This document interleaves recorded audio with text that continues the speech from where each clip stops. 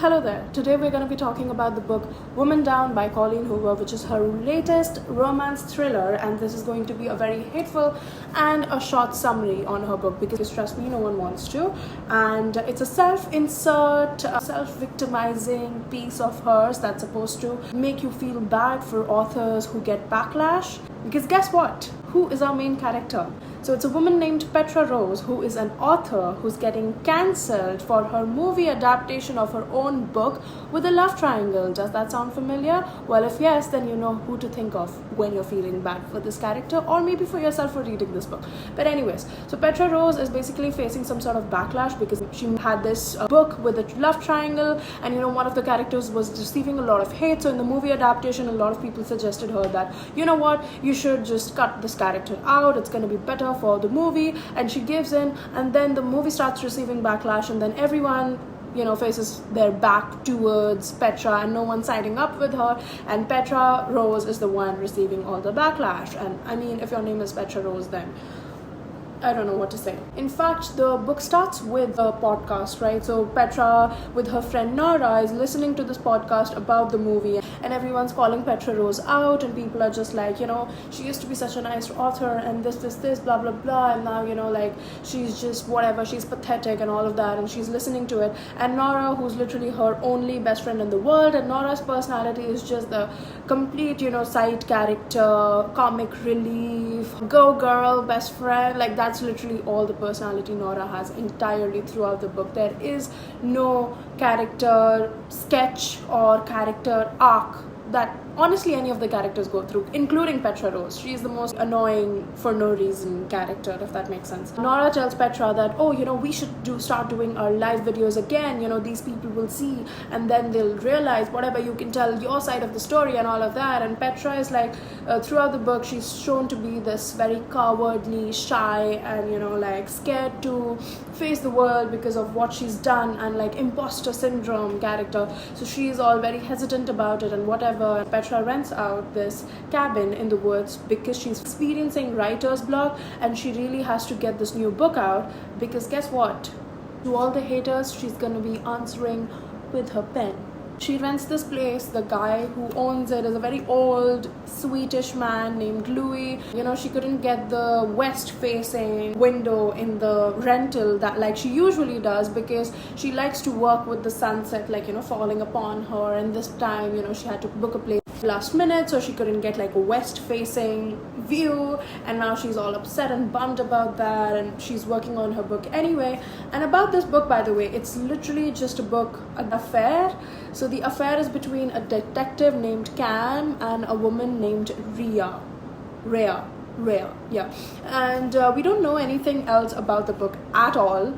Like throughout the story, we don't get to know anything. Like all we know is they're having an affair. Oh yeah, one thing that we do know is that Rhea's best friend dies in the book. So it's like a mystery thriller or whatever. And Rhea is being questioned by the police about her best friend. And also along with this, there's a lot of this context about realism versus fiction and blending the lines between fiction and what's real and all of that. So you do kind of get the hint that maybe the events that are going to happen in the book are also going to start happening in real life, but we don't necessarily get a lot about her writing process or about the book. It's mostly, well, we'll get to that later. So Petra has this thing where she talks a lot about reviewers and how they hold a lot of power, and how they can basically make or break an author's career. And she says that these people can be very insensitive and shallow, and they don't take into consideration the amount of time and effort that an author has to put through to get their books right, which is true, but also that is kind of like the entire point. The reviewers are supposed to give out some sort of insight towards the audience to tell them if they think that the book is worth reading or not. There's this thing where she says that, reviewers, if they write good reviews, so it can be a good thing, and if they write bad reviews, or if they, have bad reviews, then that is a bad thing, which I guess. And again, it's not like a bad conversation to have, but only if there was some sort of nuance to her conversation. But it's a very one-sided conversation where it's like very bland and surface level to the point where you don't even want to have that discussion. The idea of pushing that self-victimization syndrome over to the readers. I don't know what is that supposed to do, but there is something there. After this, the next day, the bell rings and Petra opens the door. So it's Louis along with his wife Marie, who is an actress. She's a very like this the flamboyant, eccentric sort of a woman. I am fun to be around, sort of like that woman. So this is like one whole chapter, and throughout the book you'll be able to see that there's so many paragraphs on each page. And I was watching this other person's video about the book and also like Colleen Hoover books in general, and I did notice that yes, Colleen Hoover always has these very small paragraphs throughout her books, and like it's like 3-line paragraphs, 4-line paragraphs, and paragraph breaks when they're not even required, right? Like the biggest paragraph is going to be like this long, and that's going to be like one paragraph in an entire chapter. And I did notice that pattern, and I do think that it's kind of interesting and very not required, and just her trying to fill up the pages. And that's something that happens in this book as well, right? Like it's been 4 chapters and this is only the amount of information we've had so far, because Colleen Hoover has this habit of like repetition and italicization and all of this period, line breaks and all of that it makes it look like there's a lot happening when there's literally nothing happening. Like what she says in this amount can be said in this much. So this is when it's midnight, lights out, and Petra just wakes up from her sleep and she hears all of these police sirens and everything going around, and she's just like, what is going on? And then there's a knock at the door, and she's covered up in nothing but her robe, and she goes ahead and she answers the door, and there's a police officer, and all that she can notice about this police officer is that he's hot. So he introduces himself. He says that I am Officer Nathaniel Saint. Now this is where we get to know somewhere around this that Petra is like 34 years old, and we don't know Nathaniel's age. And literally she says this thing that well, he could be younger than me or he could be older, as if there's a third option. The fuck? So he tells him that there's been this convict who ran from the police and died on his way there, and he literally died right in front of your rental. And he says that he might need a statement from her, and she's just like, what am I supposed to do? Which is like, true, yeah, what are you supposed to do in this situation? Like, what sort of a statement are you supposed to give? You literally did not know anything. Gives her his card and then he leaves. She calls Nora up, she tells Nora everything. And also now, of course, Petra has this thing that she can only write from experience. She can only do justice to her character once she's lived in their shoes. And now, because of course this is a police officer and in her book she has a detective, so of course she starts thinking of the police officer Saint as Cam, her book character, right? And also the thing about Saint is that he is married. You can see the wedding ring on his finger. She's been thinking about him a lot, so she decides to text him, and she says that, well, do you need a statement? He responds with like a sort of flirtatious text saying, I'm all yours. And Petra has this moment where she's like, in order to get to know Cam well, I have to step into the shoes of Rhea. Like, what would Rhea do in this situation? How would she handle it? What would she be like? And all of that, right? So she's like in a place where she's like picturing herself as Rhea and this guy as Cam. She tells him about the book that she's writing and that she's going to need some help. So he comes over, and then she asks him that if you didn't need a statement, then why did you come over? And he's like, oh, because you asked me to, because about the book and everything. And she's like, oh, I did say that, didn't I? And it's like a very corny, I can't believe that I used to like Colleen Hoover books at one point in my life. It sounds so embarrassing to even say that out loud. And the fact that I have full ass videos up, that's just embarrassing. The fact that I've read all of Colleen Hoover books is the most embarrassing thing about this entire video. So she tells him about the characters, about Rhea, about Cam and all of that. And so he asks about the affair, like what is it, like how does it start, what happens? So she says that the affair starts with a kiss.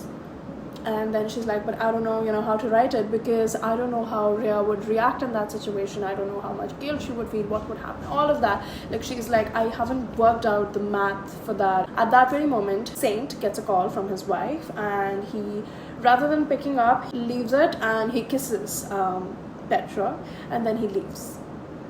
like kind of recreating that scene and giving her space to, think of what Rhea is thinking, because now she's in the exact same position. Of course, Petra is like excusing herself of the guilt of any sort of actions that she's participating in, because this is research for her book.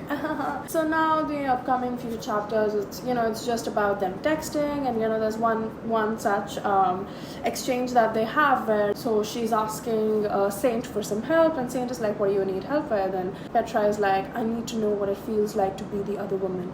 And then Saint is like, well, it would be rude of me to not help you out. She starts like enacting and getting into the character of Rhea, the other woman, like again the whole method acting thing. It's so fake the way this intimacy is built, and the way Petra talks about Saint, it almost feels like, oh, I know him very well, this is like a slow burn romance we've experienced over the years and all of that. But you can literally tell they've had like 2 meetings so far, and it's like nothing, genuinely you do not know anything about that person at all. The sense of like closeness that's forced upon us, which doesn't even exist to begin with. They test limits by going out in the town open, together as a couple to have dinner, and then they have some sort of conversation, so they're role playing as their book characters, of course. Saint, or Cam, asks her, so where did you go to law school? And she starts laughing because she's like, I didn't actually go to law school. Why would you do that? Why would you say that? Is this supposed to be funny or even like satire or anything remotely? Next chapter, Petra sends Nora the manuscript of the book. It's untitled yet, so she hasn't found a name for the story. Like there is certain like things are going on, she's writing the book, but she hasn't found a name for it, so it literally says untitled. So basically then she goes to sleep that night, and all of a sudden the power's out and there's nothing there, and she's like, what the fuck is going on? And then she sees it's a shadow, and of course she's scared. It's a stranger, and before she can realize what's going on, he starts dragging her across the house. He ties her down to a chair, and she's like, okay, what the fuck is going on? A part of her hopes that it's Saint, but she's like not sure, because this is not something they had discussed before or anything like that, which is And so of course there's a part of her that's very scared. She's screaming, she's like, is that you, Saint? Like, please stop, I don't want this, I don't like this, whatever. A stranger does not answer her. He goes into the kitchen, he starts rummaging in her stuff, and you can tell that he's looking for a knife, and she literally thinks that, oh, he's gonna kill me, I'm gonna die, this is the end and whatever. And she's like really very scared at that point, and now the possibility of it being Saint has dropped down in her mind, because she's like, okay, I don't know what is going on. And then rather than coming back and actually killing her, he just leaves. But she knows it was Saint. She knows. Now, of course, this is the complicated part of the story that we get to, because of course this is the point where she really likes this guy. You can tell that she's really into him. She's been making excuses for all the things that they've been doing together as like research for her book, but now she's at a place where she can't excuse this behavior anymore, right? Like, this is something she didn't ask, there was no sort of consent, and this is something of course she did not enjoy. She was screaming and she was asking him to stop, and nothing really happened. So of course she's in a place where she's like trying to justify his behavior by putting herself down, like, did I ask for it? Like, should I have done things differently? Whatever, like, that typical victim behavior. This would make you believe that, okay, maybe something is going to change, the character is going to leave, or he's going to at least face some sort of consequences. But guess what? We are in a Colleen Hoover book, so he doesn't face any consequences. In fact, the act is so violent, she goes ahead and has to take a shower, and he's there in with her, and while she's in there completely naked, he's like completely clothed. That's like another added layer of vulnerability. Like, she was emotionally vulnerable, and now she's physically vulnerable in front of this guy, and this guy is just like there. They have sex in the kitchen, and then he leaves. And rather than being in that position where she was like contemplating before, like, this character is like in her head all of the time, but rather than thinking about it or obsessing over this one thing that happened that is really, really, of course, very serious, she goes back to thinking as to how is she going to write the scene down in her book. Once again, a chapter break. She's been writing, and she hears a knock on the door, and now she deep down she hopes it's Saint, because she hasn't seen him for the last 2 days. She opens it, and guess what? It's her husband and 2 kids, 2 daughters. Petra Rose has been married this entire time, and would you know it? Not at all. Did the writer hint at it? Not at all. This was supposed to be a twist just for the sense of the plot, but it literally shatters down everything we know about the character Petra Rose, because Petra is supposed to be someone who has imposter syndrome, and she says it herself in the beginning of the book, and now we're just like, what is going on? Like, literally, what is going on? So her husband's name is Shepard. He comes in and, you know, he's like, again, in that fragile male ego thing where he's like, you've been gone for weeks, you know, I don't know how to handle the kids, all of that. They have their arguments, he makes food for them, and there's like a bit of that argument that makes sense even on Shepard's end. At one point he calls her a bitch, and that's where, of course, like, you know, now that you've said that, now it's completely, the tables have turned, and now, you know, you're completely in the wrong. And of course that's done for to be excusable for Petra to cheat on her husband, because her husband called her a bitch. Now you're supposed to excuse her behavior. Second of all, it also helps us to redeem Saint a little bit, because I don't know, although these two things are not comparable at all, but still, you know, it's like supposed to take some of the heat off of him or something like that. So while all of this is happening, she still continues to have her affair with Saint. So, you know, Saint asks her, like, are you gonna have sex with Shepard tonight? And she's like, of course, what do you think, he's my husband. And then he's like, well, think of me, well, you know, he's there. And then she does that night, and she has the most intense release of her entire life. There's like a lot of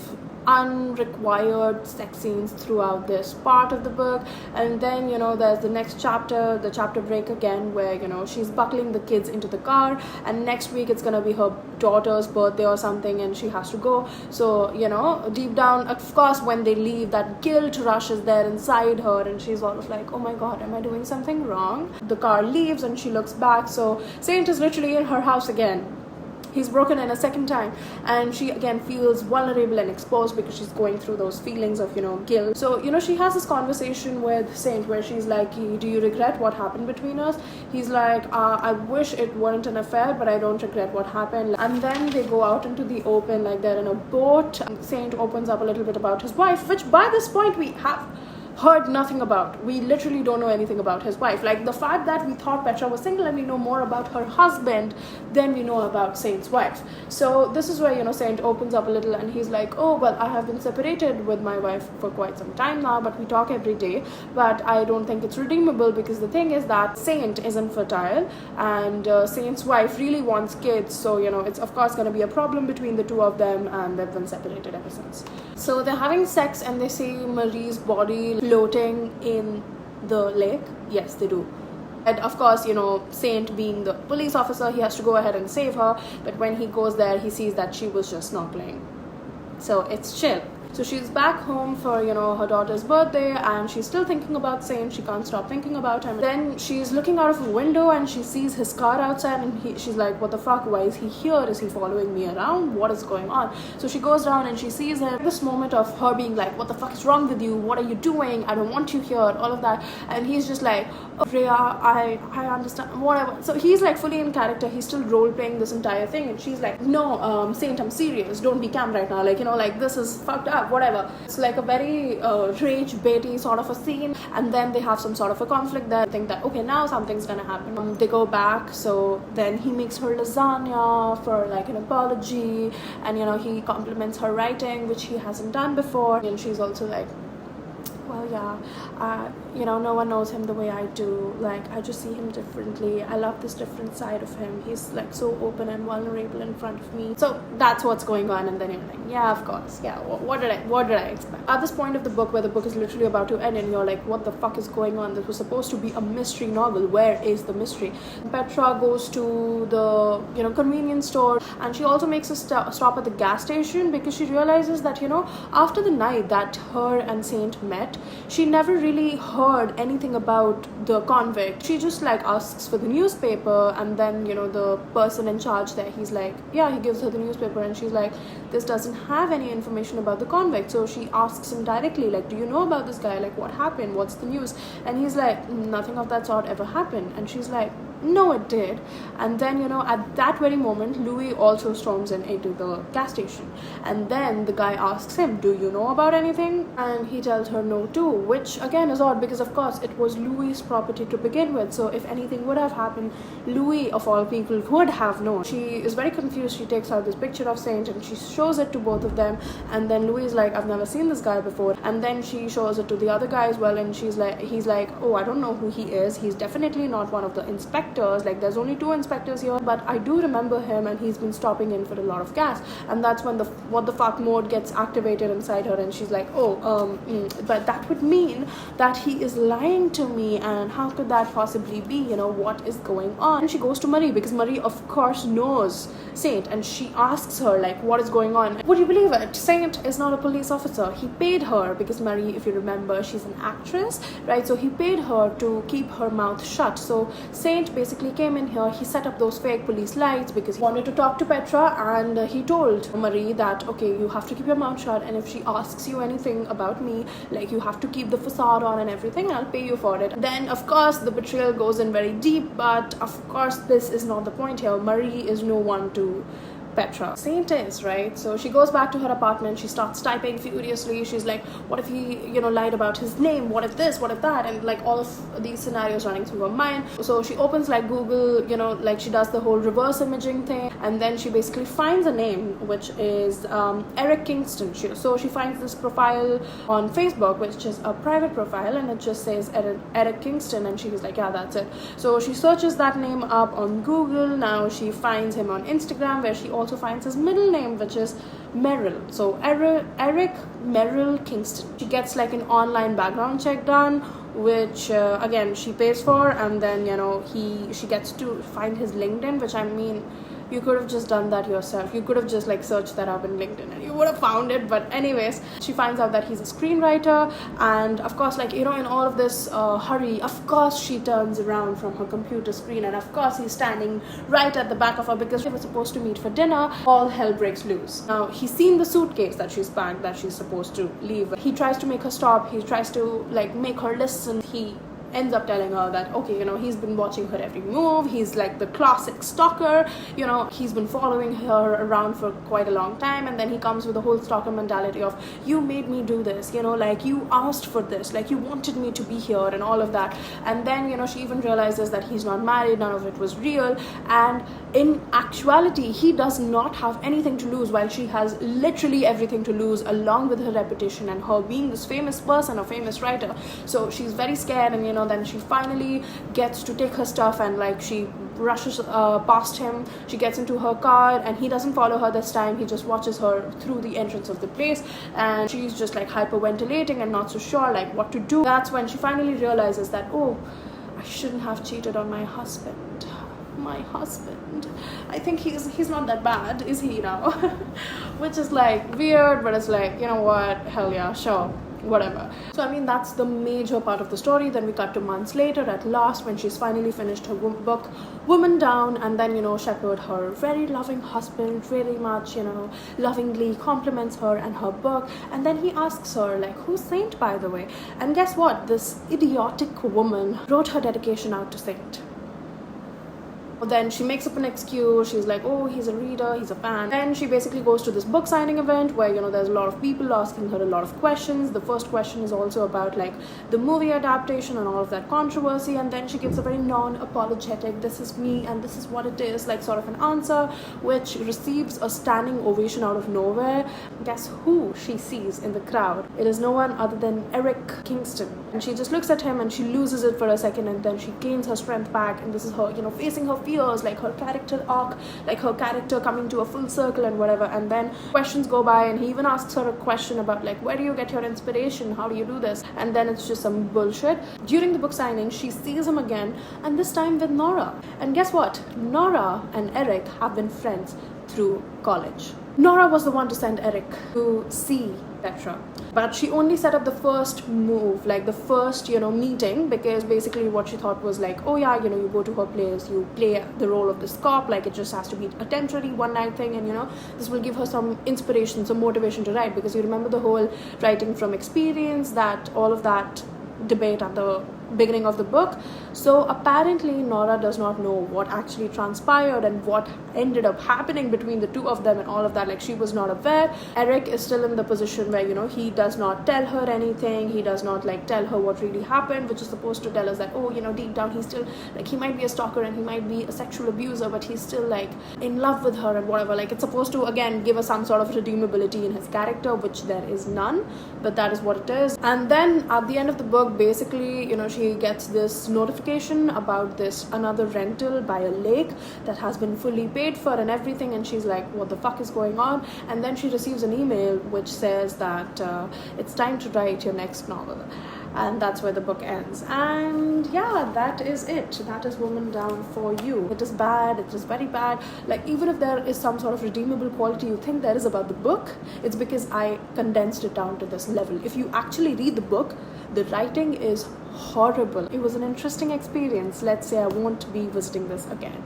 But yeah, that's all I have for you today. Thank you so much for watching another video by me. I will try to be more active. I will try to be more present. Until I see you next time, bye bye and take care.